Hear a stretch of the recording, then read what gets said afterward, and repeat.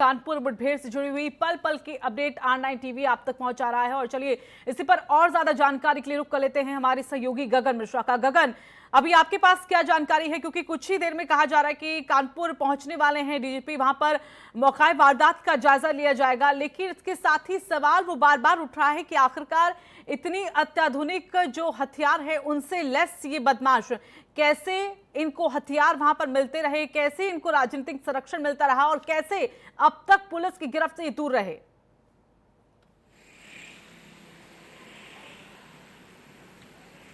देखिए ऋतु, ये कहना गलत नहीं होगा कि विकास दुबे को राजनीतिक संरक्षण प्राप्त था, क्योंकि बिना राजनीति संरक्षण प्राप्त तो 60 मुकदमों में वांछित अपराधी इसी तरह खुलेआम घूम रहा था। लेकिन योगी सरकार ने सख्ती की और सख्ती के चलते ही ये नतीजा था कि वहां पर पुलिसकर्मी उसको दबोचने पहुंचे थे, लेकिन वहां पर इतनी दर्दनाक घटना हो गई जिसमें 8 पुलिसकर्मी शहीद हो गए। लेकिन सबसे बड़ी बात है कि विकास दुबे को यह खबर कैसे पता चली कि वहां पर पुलिसकर्मी पहुंच रहे हैं, यानी कि विभाग में कोई ना कोई विकास दुबे का व्यक्ति विकास दुबे को खबरें पहुंचाया करता था। उस पर जांच होना बाकी है, लेकिन सबसे बड़ी चुनौती इस समय विकास दुबे को पकड़ने की है।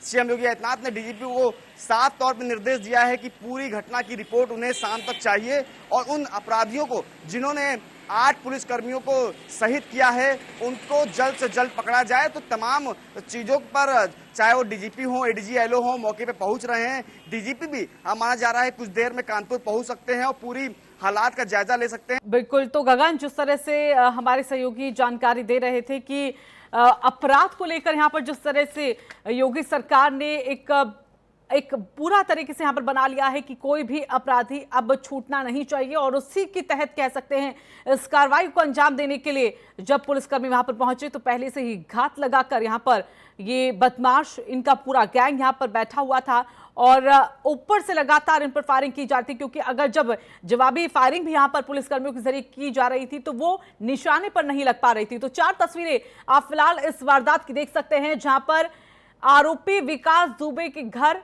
पुलिस की दबिश हुई, और ये वो जगह है, दूसरी तस्वीर आप देख सकते हैं जहां पर वारदात हुई, जहां पर ये हमला हुआ और पुलिस की टीम, जहां कुछ तकरीबन 6 पुलिसकर्मी जो कि घायल में हैं, जिनमें से 4 की स्थिति अभी फिलहाल बेहद ही गंभीर बताई जा रही है। लेकिन मौके से जानकारी मिलने के बाद तुरंत ही वहां पर कई जगहों की जो फोर्स है वो पहुंच चुकी है, सीमाओं को सील किया जा चुका है, क्योंकि सीएम ने जिस तरह से आदेश दिए हैं कि जल्द से जल्द बख्शा नहीं जाना चाहिए, सख्त कार्रवाई आरोपियों के खिलाफ होनी चाहिए, तो ऐसे में सीमाओं को सील किया गया है और अब कहा जा रहा है कि 24 घंटे के भीतर अब इन बदमाशों को पकड़ा जाएगा।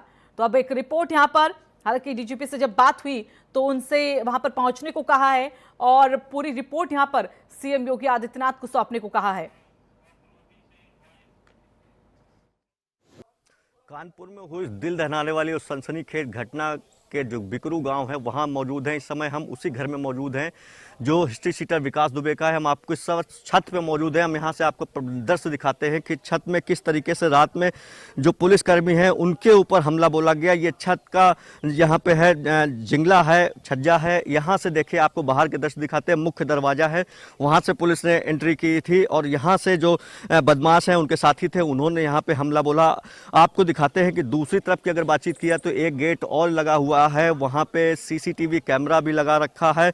इसके अलावा जो यहाँ की बाउंड्री है वो काफ़ी ऊंची है और उसमें तार के जो जिंगले हैं वो लगाए गए हैं। आपको बता दें कि रात में यहीं पे वो नरसंहार हुआ है, पुलिस कर्मियों का उनके ऊपर हमला किया गया, वो शहीद हुए हैं। 8 से पुलिसकर्मी यहाँ शहीद हुए हैं। इसके अलावा 6 से अधिक लोग यहाँ पे घायल हैं। आपको बता दें कि यही वो घर है और यही वो छत है जहाँ से पुलिसकर्मियों के ऊपर हमला बोला गया। आपको बता दें कि विकास दुबे जो है पुराना हिस्ट्री सीटर है और ये बिकरू गाँव है जहाँ उसका साम्राज्य स्थापित था। इसके पहले 2000 के दशक में उसने यहाँ के एक पास ही के सिवली थाने में राज्य मंत्री संतोष शुक्ला की, जो उस वक्त राज्य मंत्री थे, उनकी थाने के अंदर ही हत्या कर दी थी। उसके बाद उसका नाम चर्चाओं में आया था।